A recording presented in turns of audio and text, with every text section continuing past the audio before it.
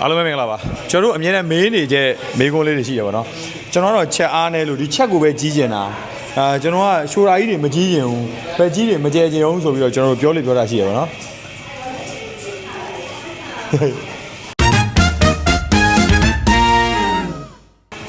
ကဲဘာမှမဟုတ်ရပြီ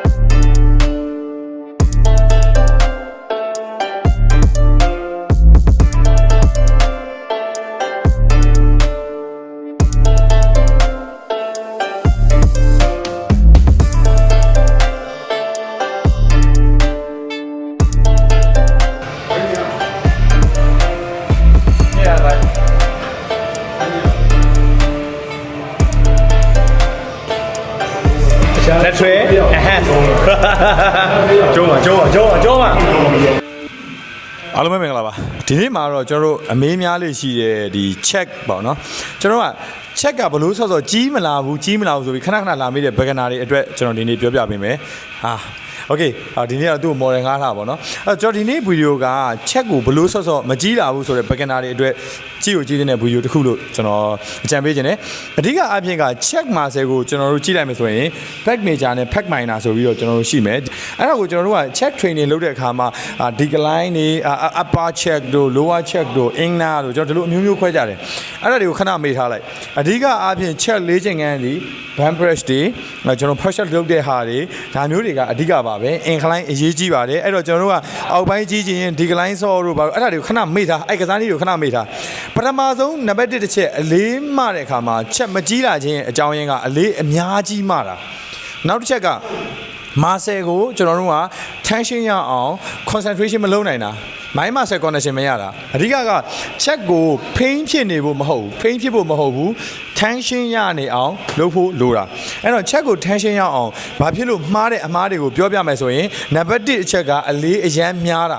လေးရန်များတဲ့အခါမှာကြာရင်ဘာဖြစ်လဲဆိုရင်လက်မောင်းအနောက်တွေထိလာမယ်ရှိုရာတွေညောင်းလာမယ်ချက်ကိုလိုတော့မထိဘူးနံပါတ်2အချက်ကကြတော့ speed အရန်မြန်လွန်တာမြန်နဲ့ကျွန်တော်ပြန်ချတဲ့အချိန်မှာ eccentric ဒီချက်မာဆယ်တွေကိုထိန်းပြီးတော့ဖြည်းဖြည်းဘေးကိုဖြဲပြီးချတဲ့အခါကျမှဒီချက်ရဲ့မာဆယ်ကသူ့ရဲ့ tension ကိုခံစားမှုပိုရတာအပေါ်ရောက်တဲ့အခါမှာထွန်းတဲ့အခါမှာ concentrate အဲ့မှာကျွန်တော်တို့ကပို့ပြီးညှစ်ကမှာเนาะအဲ့တော့ eccentric ပဲဖြစ်ဖြစ် concentrate ပဲဖြစ်ဖြစ် eccentric ကိုချတဲ့အချိန်မှာ3 second လောက်1 2 3ဆိုပြီးချနိုင်လောက်တဲ့အနေအထားတစ်ခုနဲ့ mind muscle connection ရအောင်ဆော့ဖို့လိုပါတယ် muscle ကိုထိအောင်ဆော့ရပါမယ်ထိအောင်ဆော့ဖို့ဆိုတာနာကျင်သွားအောင် pain ဖြစ်သွားအောင်ဆော့ဖို့ကိုကျွန်တော်တို့ပြောတာမဟုတ်ပါဘူး muscle ကိုလိုအပ်တဲ့အလေးပမာဏလောက်နဲ့ပဲကျွန်တော်တို့ကဖြည်းဖြည်းချင်းညှစ်ပြီးတွန်းသွားဖို့လိုတယ်အဲ့တော့နံပါတ်1တစ်ချက်ကကျွန်တော်တို့အလေးမများပါနဲ့နံပါတ်2အချက်ကတော့ကျွန်တော်တို့က slow and control ဆိုတဲ့အကျန်းမမြန်တဲ့ slow and control ဆိုတဲ့ method အောက်မှာသွားရပါမယ်ဒါမှကျွန်တော်တို့ကပြီးတဲ့အခါမှာကြာရင်48 hour တော့မဟုတ်48တဲ့ပုံများရင်လည်းများပါတော့အနားယူပေးဖို့တင့်တော်ပါတယ်ဆိုတော့ဒီချက်ကစားနည်းမှာကျွန်တော်တို့များသောအားဖြင့်အဓိကအကြဆုံးကစားနည်း၃မျိုးကိုပြောပြပေးပါမယ် incline ရယ် flying ပေါ့နော် dumbbell flying incline dumbbell flying နဲ့ cable cross over အဲ့၃မျိုးကစားနိုင်လို့ရှိရင်ချက်ကဘယ်လိုပဲဖြစ်ဖြစ်ကြီးလာနိုင်ဖို့အတွက်ရပါတယ် incline ပြီးလို့ရှိရင် cable cross over နဲ့ဒီမှာ flying ပေါ့နော် flying မှာ chest flying dumbbell flying လည်းသွားလို့ရတယ် cable flying လည်းသွားလို့ရတယ်ကြိုက်တဲ့ flying သွားလို့ရပါတယ် okay အဲ့တော့ beginner တွေအနေနဲ့ check ကိုဆော့တဲ့အခါမှာ upper တို့ middle တို့ lower တို့ check တွေလောက်ကမှလားတို့ဘာလောက်ကမှလားတို့တွေးမဲ့အစားကျွန်တော်တို့ပထမဆုံးအနေနဲ့ form အောင်ဆော့ပါနောက်ပြီးလို့ရှိရင် slow and control ဖြည်းဖြည်းချင်းချပါ eccentric မှာ muscle ကိုဆွဲချတာဆွဲဖြန့်တဲ့အချိန်မှာအဲ့ဒီဟာကိုကျွန်တော်တို့ကခံစားမှုရှိနဲ့အဲ့အလေးရဲ့ဟာကို muscle tension ရအောင်လုပ်ပါထပ်ပြောပါမယ် muscle tension ရအောင်လုပ်ပါဆိုတာ muscle ကို pain ဖြစ်သွားပြီးနာကျင်သွားအောင်လုပ်ခိုင်းတာမဟုတ်ပါဘူးပြီးတဲ့အခါမှာအနည်းဆုံး48နာရီလောက်ကျွန်တော်တို့အနားယူပါတေချာစားတော့ပါဒါကိုပြောချင်ပါတယ်နောက်ပိုင်းမှာ check နဲ့ပတ်သက်တဲ့ exercise တွေကိုလည်းထပ်မံပြောပြပေးသွားပါမယ်အဲ့တော့၃မျိုးပဲရင်ဆော့ကြည့်ပါ incline ရယ်ဒီမှာကျွန်တော်တို့ check fly ရယ် cable crossover ရယ်၃မျိုးဆိုလို့ရှိရင်ခင်ဗျားတို့ check ကြီးလာပါလိမ့်မယ် okay ဒါကတော့ကျွန်တော်ဟိုတလောကတင်ထားဦးတဲ့တောင်းကြော်ဖြစ်ပါတယ်သူပြိုင်ပွဲမှာပြိုင်မှာဖြစ်ပါတယ်မန်ဖေးစစ်ပြိုင်မှာ The Beginner အားလုံးကျေးဇူးအများကြီးတင်ပါတယ်ဘိုင်ဘိုင်